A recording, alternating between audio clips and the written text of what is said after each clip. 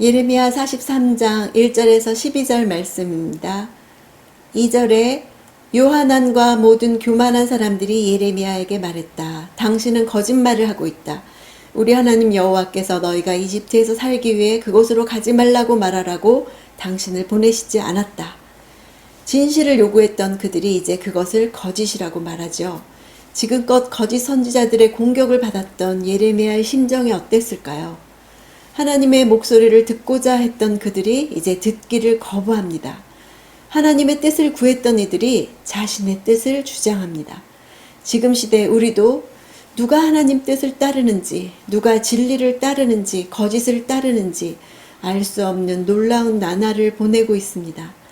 하나님의 목소리를 듣고자 하는 것은 듣고 순종하겠다는 뜻이죠. 하나님의 말씀을 날마다 듣는 큐티 시간을 통해서 진리를 분별하고 진리를 따르기를 원합니다. 5절에 그들이 쫓겨난 모든 나라로부터 유다 땅에서 살기 위해 돌아온 사람들, 당시 유다의 남은 백성들은 유다가 자기 땅임에도 불구하고 정착하려고 하지 않았고 자기들이 쫓겨났던 땅의 하나인 이집트로 다시 떠나려고 했습니다. 이런 현상을 부각시키기 위해서 유다 땅에 살기 위해 돌아온, 여기서 살다를 잠시 머문다는 뜻의 거류하다라는 단어를 썼다고 했죠. 즉 유다 땅에 거류하기 위해 잠시 돌아온 자들, 이렇게 번역할 수 있겠습니다. 자신들이 있을 자리, 머물 자리가 어디인지 알지 못하고 방황하는 백성들의 확신 없음을 보여주고 있죠. 그들은 이제 세 번째 이주를 하려고 하고 있습니다.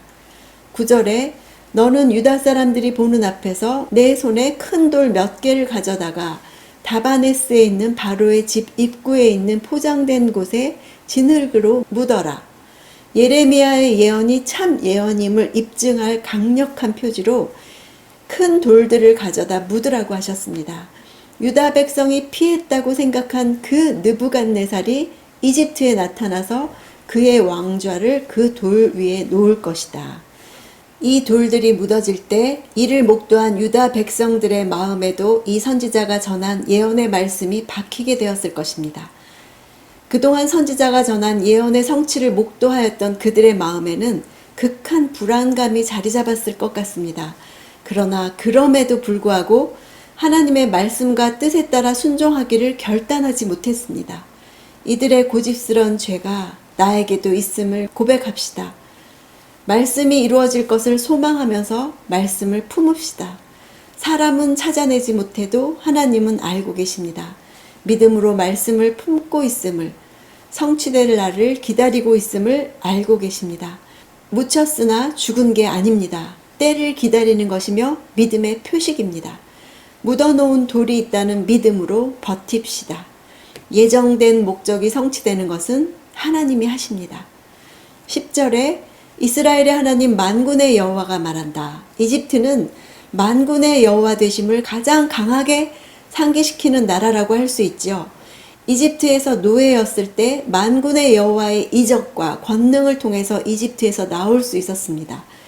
그들이 하나님의 말씀을 어기고 이집트로 내려간다는 것은 참으로 모순되다고 할 수 있죠.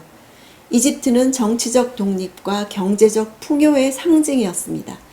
여러 나라들이 일어서고 몰락했지만 이집트는 막강하고 지속적인 힘을 자랑하죠. 그러나 이집트는 작업 감독관이 착취하고 학대하는 곳이었습니다. 사람보다 생산을, 자비보다 능력을 더 중요하게 여기는 곳이었습니다. 노예로서 눈물 흘리고 죽어나가던 땅이었죠. 그곳으로부터 불러내어서 구원해 주신 땅으로 인도하셨는데 그들은 계속 이집트로 돌아가려고 합니다. 그만큼 이집트가 주는 매력이 너무도 강력하기 때문이죠.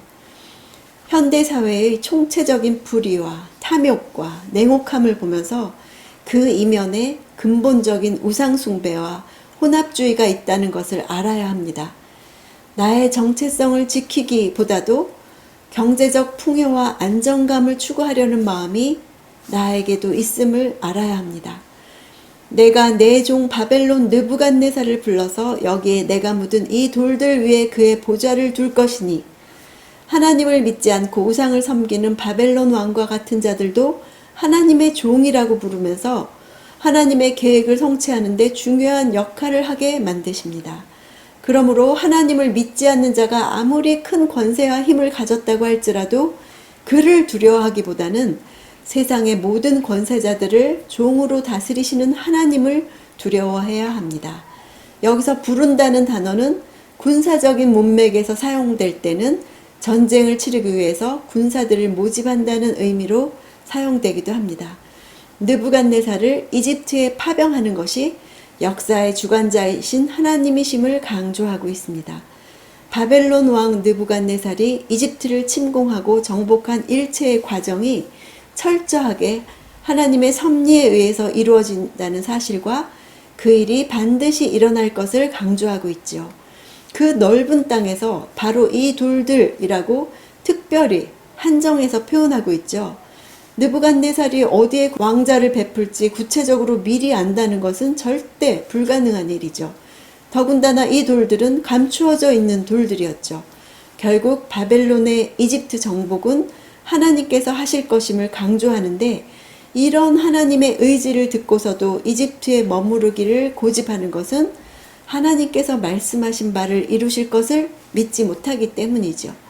12절에 목자가 자기 옷으로 자신을 감싸듯이 라는 표현은 아주 간편하고 손쉽게 어떤 일을 이룬다는 의미입니다. 이집트에 대한 느부갓네살의 통치권 행사는 하나님이 요구하신 것이죠. 주권적인 하나님이 모든 것을 통치하시기 때문에 느부갓네살은 너무도 쉽게 이룰 것이다. 실제 느부갓네살은 주전 567년에 이집트를 침략했습니다. 이집트로 이주한 사람들은 하나님의 종 느부갓네살의 영향력에서 벗어나지 못했다는 것을 입증하죠. 13절에 그는 이집트 땅에 있는 베세메스 기둥들을 깨뜨리고 이집트의 신전들을 불로 태워버릴 것이다. 이집트 제1신의 신전의 파괴는 결국 이집트 전역의 파괴이며 동시에 이집트가 섬기는 신의 무능함을 잘 보여주고 있죠. 이런 사실은 결국 이 이집트를 의지해서 이 땅으로 피신하는 유다 백성의 어리석음을 암시합니다. 이집트에 대한 심판의 내용에 이집트의 신당을 불사르고 깨뜨린다는 내용이 대부분인 것을 볼 때 유다 백성들이 그곳에서 이집트의 우상들을 섬겼다는 것을 알 수 있습니다.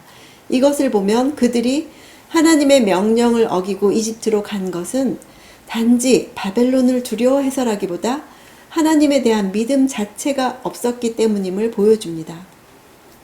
오늘 들려준 말씀을 큰 돌처럼 표식 삼아서 하나님이 이루실 날까지 인내하기로 결단하기를 원합니다.